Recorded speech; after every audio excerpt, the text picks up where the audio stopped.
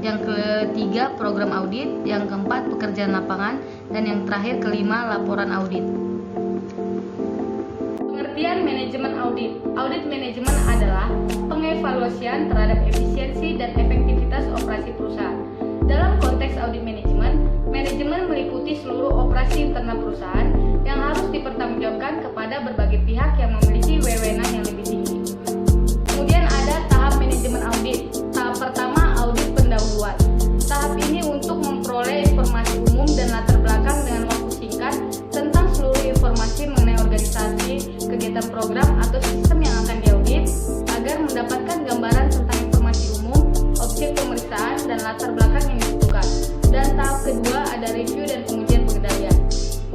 Tujuan dari tahap ini adalah memperoleh bukti elemen tentatif audit objektif dengan mengadakan uji coba terhadap kegiatan perusahaan berkaitan dengan sistem pengendalian manajemen, memastikan seluruh bukti kompeten dan sesuai dengan fakta jika dilakukan pemeriksaan secara rinci. Dan tahap ketiga ada audit rinci. Di tahap ini, auditor diharuskan dalam mengumpulkan bukti-bukti yang cukup, material, relevan, dan kompeten untuk memastikan apa saja tindakan yang harus dilakukan manajemen. Dan tahap keempat ada pelaporan. Dalam menyusun temuan audit, harus dilengkapi dengan kesimpulan dan saran dan harus dievaluasi oleh audit manager sebelum dibahas dengan auditor.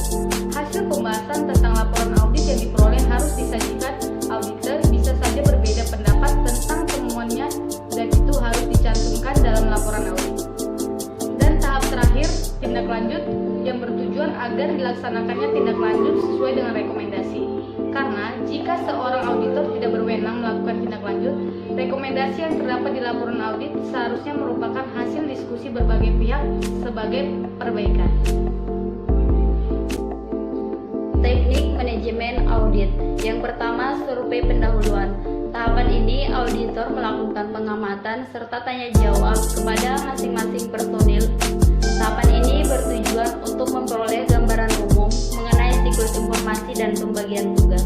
Yang kedua, program audit. Program audit minimal berisikan tentang prosedur audit, waktu pelaksanaan audit, dan besarnya sampel yang akan diambil.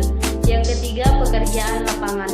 Merupakan teknik audit untuk menguji program audit yang telah disusun untuk memperoleh data atau bukti di lapangan dengan menjalankan program audit. Yang keempat, temuan audit. Temuan ini berguna untuk meyakinkan bahwa pekerjaan audit telah dilaksanakan. Temuan ini sangat berguna bagi manajemen untuk memperbaiki kekurangannya di masa mendatang. Yang kelima, kertas kerja. Kertas kerja merupakan acuan yang digunakan auditor untuk menuangkan program audit serta temuan yang ditemukan selama menjalankan audit. Program audit. Program audit adalah serangkaian kebijakan dan prosedur untuk menentukan bagaimana evaluasi bisnis atau proses audit harus dilakukan. Audit program pada umumnya melibatkan petunjuk khusus seperti apa, berapa banyak bukti yang harus dikumpulkan dan evaluasi, serta yang akan mengumpulkan dan menganalisis data tersebut, dan termasuk juga kapan hal tersebut akan dilakukan. Jenis audit program yang digunakan biasanya disesuaikan dengan jenis bisnis tersebut. Tujuan manajemen audit yaitu sebagai acuan pengumpulan data dan proses evaluasi pelaksanaan tugas audit, sebagai pedoman spesifik dan langkah-langkah yang harus diikuti dalam mengumpulkan bukti audit, sebagai sarana perbandingan data yang dikumpulkan dari tahap sebelumnya, sebagai alat untuk mengontrol dan mencatat pelaksanaan yang tepat dari pekerjaan audit untuk meninjau pekerjaan audit, dan sebagai bukti audit yang mendukung pendapat auditor.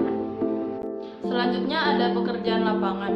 Merupakan proses untuk mendapatkan keyakinan secara sistematis dengan mengumpulkan bahan bukti secara objektif mengenai operasi entitas, pengevaluasiannya, dan melihat apakah operasi tersebut memenuhi standar yang telah diterima dan mencapai tujuan-tujuan yang telah ditetapkan, dan menyediakan informasi untuk pengambilan keputusan oleh manajemen. Dalam pelaksanaannya, pekerjaan lapangan internal audit menerapkan teknik-teknik audit serta menerapkan penelaan yang tepat saat mengumpulkan, menyusun, mencatat, dan mengevaluasi bahan bukti audit. Bagian akhir dari proses audit manajemen contoh laporan audit. Laporan audit merupakan ringkasan hasil pekerjaan audit yang menginformasikan kelemahan-kelemahan manajemen dan menunjukkan cara untuk memperbaikinya. Dalam laporan audit manajemen mencakup yang pertama, rekomendasi perubahan prosedur dan standar. Yang kedua, menunjukkan bagian-bagian yang berisiko. Yang ketiga, menyajikan penilaian atas sistem dan prosedur. Laporan audit manajemen harus berkualitas. Terakhir ada kesimpulan. Dalam menjalankan audit, kinerja manajemen seorang auditor melakukan 5 tahapan yang memiliki tujuan. Masing-masing 5 tahapan dalam audit kinerja manajemen beserta tujuannya antara lain ada tahapan audit pendahuluan dengan tujuan pemahaman auditor terhadap objek audit, penentuan tujuan audit, penentuan ruang lingkup dan tujuan audit, penelaan terhadap peraturan dan kebijakan yang berkaitan dengan objek audit, pengembangan kriteria awal dalam audit, tahap review terhadap pengendalian manajemen dengan tujuan pernyataan tujuan perusahaan, rencana perusahaan yang digunakan untuk mencapai tujuan, kualitas dan kuantitas SDM yang sesuai dengan tanggung jawab yang dipikul, dan adanya pemisahan fungsi yang memadai, kebijakan dan praktik sehat, sistem review yang efektif.